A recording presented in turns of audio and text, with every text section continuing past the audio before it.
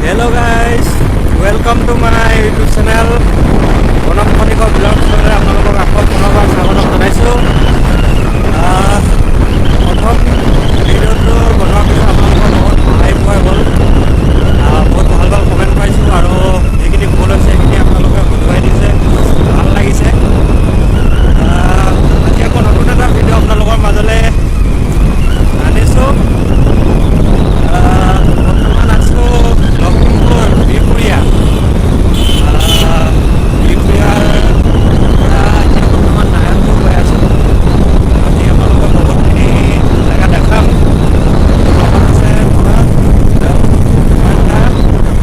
আমি একেলগে গৈ আছোঁ, চাই থাকিব, বহুত কিবা কিবি দেখাম। শেষলৈকে চাই থাকিব, স্কিপ নকৰিব। নাৰায়ণপুৰ বিহপুৰীয়াৰ পৰা নাৰায়ণপুৰ ৰাস্তাটো আপোনালোকক দেখাই আছোঁ। কি ধুনীয়া চিনেৰী, পুৰা গছ গছনিয়ে ভৰা। এনেকুৱা যদি ৰাস্তা আমাৰ থাকে,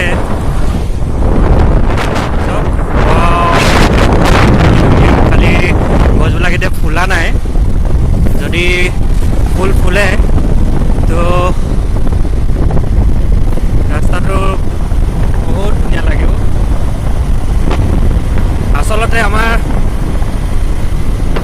গোটেই ৰাষ্ট্ৰীয় ঘাইপথটো এনেকৈ চাইডে চাইডে যদি গছ ৰোৱা হয়, আমাৰ পৰিৱেশটো সংৰক্ষণ হ'ব, পৰিৱেশটো ভাল লাগিব আৰু লগতে আমাৰ মানুহৰ কাৰণেও ভাল। চব কি ধুনীয়া ৰাস্তা।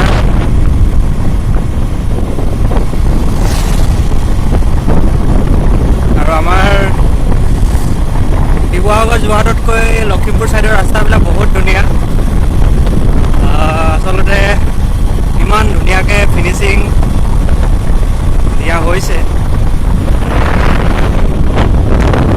শাওনৰ পথাৰ মানুহে ৰুই আছে, বহুত ৰুবলৈও বাকী আছে।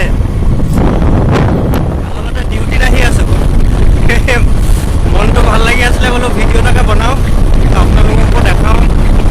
বহুতেতো বিহপুৰীয়া নাৰায়ণপুৰ ছাইডে অহা হোৱা নাই, ভাবিলোঁ আপোনালোকক অকণমান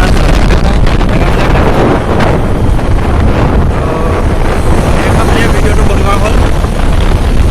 চাই থাকিব যিমানটো পাৰোঁ। ভিডিঅ' বনাম বুলিও বেয়া মানে ঘৰত আহিছোঁ, ৰাস্তাই যাওঁতে যি পাওঁ চাই থাকিব শেষলৈকে ভিডিঅ'টো।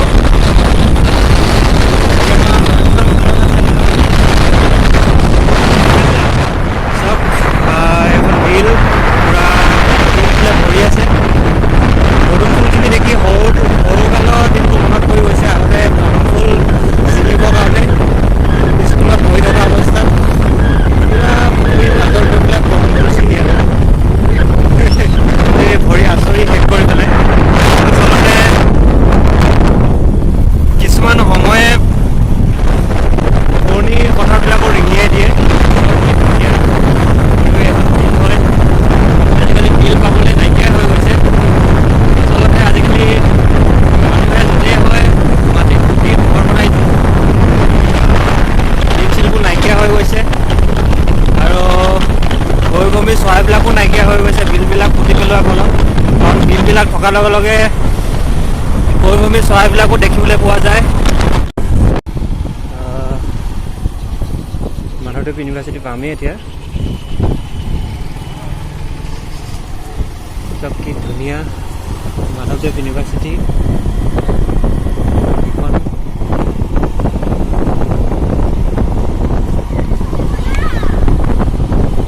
আগত আপোনাৰ মহাবিদ্যালয় আছিলে, এতিয়া এবছৰ হৈ গৈছে বিশ্ববিদ্যালয় হোৱা। বিশ্ববিদ্যালয় হোৱাৰ পৰা বহুত ভাল হৈছে। এইখন আপোনাৰ চব মুগা ফাৰ্ম হয় নাৰায়ণপুৰ। কৈ আছিলোঁ যে বিশ্ববিদ্যালয় হোৱাৰ পৰা বহুত ভাল হৈছে, কাৰণ সাধাৰণতে লখিমপুৰ ছাইডৰ ল'ৰা ছোৱালীসকলোখিনি, কাৰণ ইয়াত বিশ্ববিদ্যালয় নাই, যাবলগীয়া হয় ডিব্ৰুগড় নহয়তো গুৱাহাটী। কিন্তু এতিয়া মাধৱদেৱ ইউনিভাৰ্চিটি হোৱাৰ পৰা ইয়াৰ পৰা বহুত ষ্টুডেণ্ট যাব পাৰিব। চব মুগা ফাৰ্ম ভাল হৈছে এতিয়া।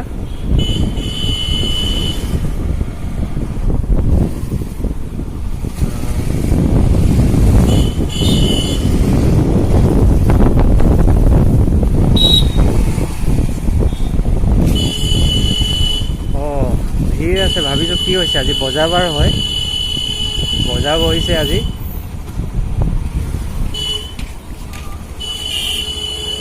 নানান ৰঙৰ কাপোৰ উলিয়াইছে।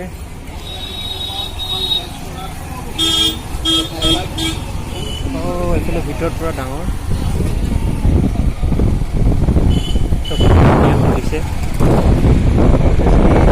আগত পাই অহা গছবিলাক এনেকৈ ফুলি থাকে, ৰাস্তাটো ইমান সুন্দৰ লাগিব।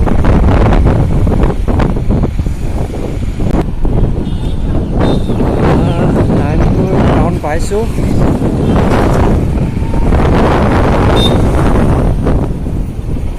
সৰু টাউন কিন্তু বহুত পৰিপাটি, ধুনীয়া হৈ আছে, চাফা। ফটো এনেকুৱাই হ'ব লাগে। এইফালে আপোনাৰ বিশ্বনাথ চাৰিআলি, গহপুৰ যাব পৰা যাব। ৰোডত আপোনাৰ বৰদোৱা, ইটানগৰ হৈ যাব পাৰিব। অসম সাহিত্য সভাৰ 6ষ্ঠ পূৰ্ণাংগ নাৰায়ণপুৰ অধিৱেশন।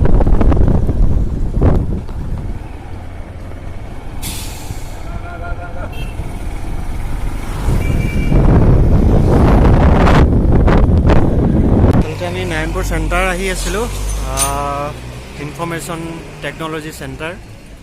অৱশ্য ধুনীয়া, ইয়াতে কম্পিউটাৰ এডুকেশ্যন দিয়া হয়।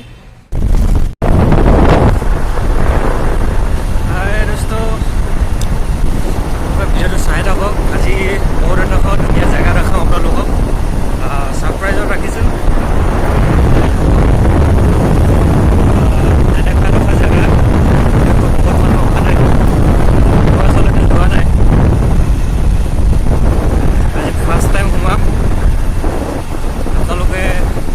চাই থাকক, ভালো নাপায়, দেখিও নাপায়।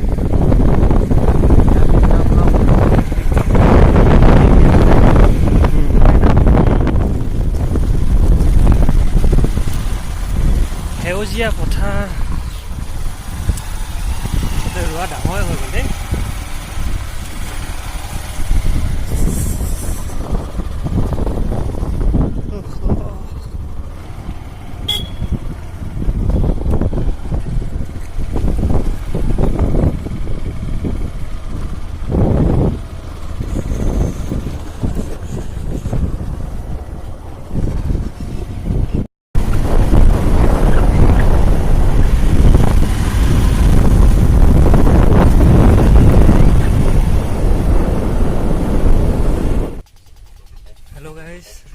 আহি পাই গৈছোঁ।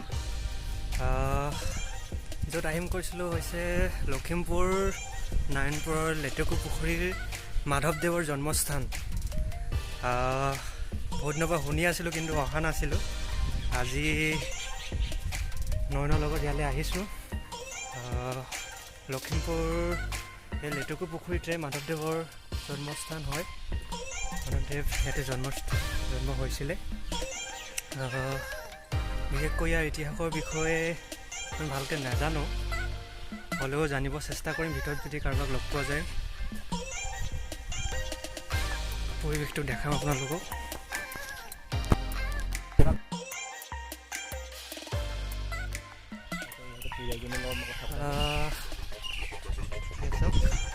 ইমান ধুনীয়া পৰিৱেশটো মাধৱদেৱৰ।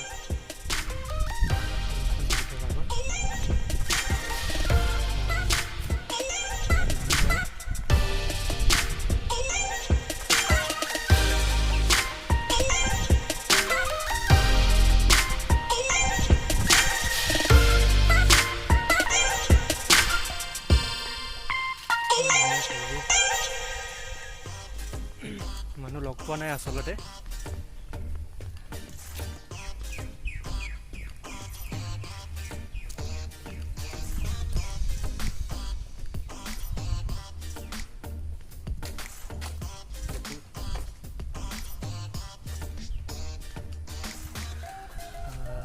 বকুল গছ।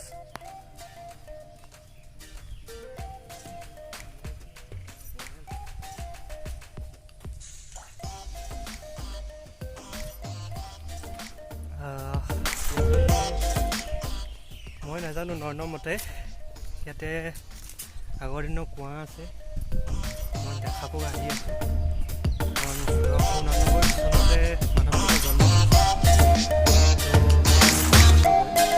বহুত পিছৰ চামৰ হয় তো হ'লেও আহি আছোঁ আপোনালোকক অলপ জেগাবিলাক দেখাবৰ কাৰণে ইমান ধুনীয়া জেগা ইমান ধুনীয়াকৈ থৈছে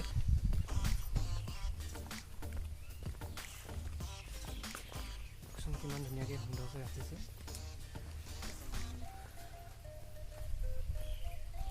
দুটা পিন্ধিব পাৰিবা আছো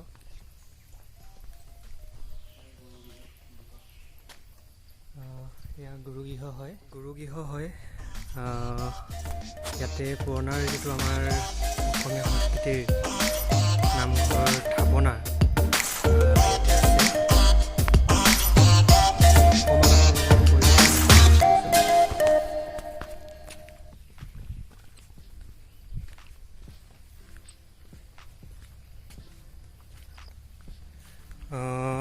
এবাৰ কুঁৱা হয়নে কুঁৱা হয় কুঁৱাৰ যিটো কুঁৱাৰ আছে তাক চাৰিবেৰ দিছে কুঁৱাৰ দাত্ৰী হিচাপে শ্ৰীমতী হেন্দুৰী হাজৰিকা দেখিছে আপোনালোকে শান্তিপুৰ ধেমাজিৰ পৰা আহি পেলাই ইয়াত কুঁৱাৰ এভাগ কুঁৱা হয় হয়তো সম্ভৱতঃ ইমান মই চিয়ৰ নহয় মাধৱদেৱ যেতিয়া আছিলে এভাগ তেতিয়াৰ কুঁৱা হয় এইটো সংৰক্ষণ কৰি ৰাখিছে বহুত ধুনীয়াকৈ সংৰক্ষণ কৰি ৰাখিছে গেট লগাই থৈছে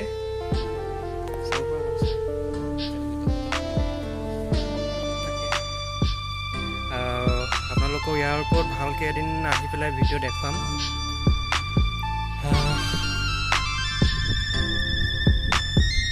এইটো আপোনাৰ বহুত পুৰণি হয় গৃহ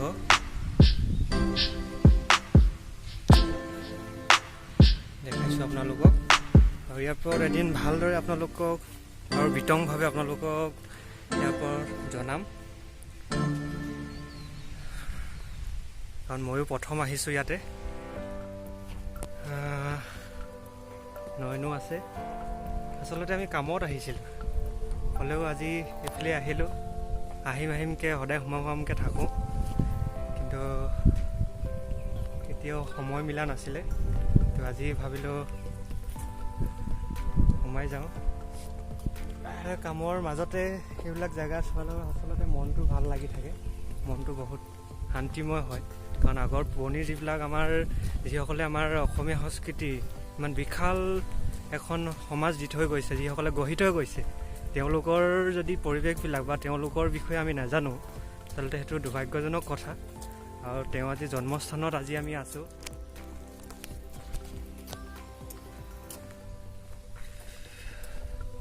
এইজোপা আচলতে পাতবিলাক কলপাতৰ লেখিয়াই এইজোপা গছজোপাৰ নাম কি নাজানো চাওক কিমান ধুনীয়া কলপাতৰ লেখীয়া আজি প্ৰথম দেখিছোঁ মই দেখাত গছজোপা পাতখিনিও কলপাতৰ নিচিনা সম্পূৰ্ণ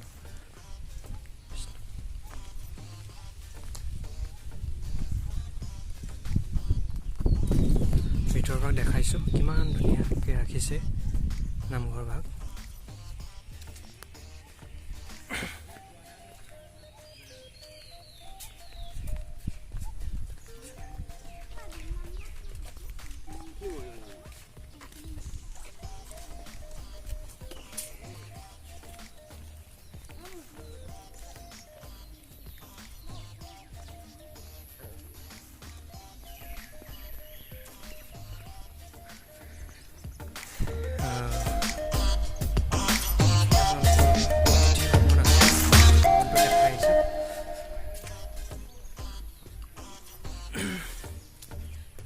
ইয়াতে অতিথি আহ্বান কৰা হয় ইয়াত দেখিছে অতিথি ভৱন শ্ৰী শ্ৰী মাধৱদেৱ জন্মস্থান লেটেকু পুখুৰী লখিমপুৰ অসম কিমান ধুনীয়া পৰিৱেশটো চাওকচোন আৰু বহুত ধুনীয়াকৈ সংৰক্ষণ কৰি ৰাখিছে আচলতে ইয়াৰ অভিজ্ঞ ব্যক্তিসকলক লগ পোৱা নগ'ল লগ পোৱা হ'লে তেওঁলোকৰ লগত ধুনীয়াকৈ পাতিলে ভাল কেনেদৰে ইয়াক বিতংভাৱে আলোচনা কৰিব পৰা গ'ল, জানিব পৰা গ'ল।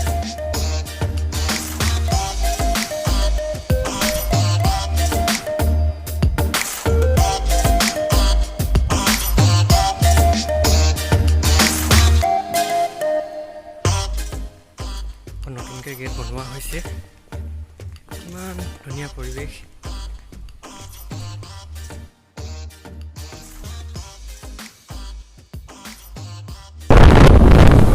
হাই দোস্ত, মানৱীয় জন্মস্থানৰ পৰা আহি গ'লোঁ। বৰ বেছি আপোনালোকক দেখুওৱা নহ'ল, এদিন ভালকৈ আহি পেলাই আপোনালোকক ইয়াৰ পৰা ভালকৈ জনোৱা হ'ব। হ'লেও ভিডিঅ'টো কেনেকুৱা পালে জনাব। হয়তো হ'ব পাৰে বহুতে আজি ফাৰ্ষ্ট টাইম দেখিছে মানৱীয় জন্মস্থান, মোৰো ফাৰ্ষ্ট টাইম হৈছে।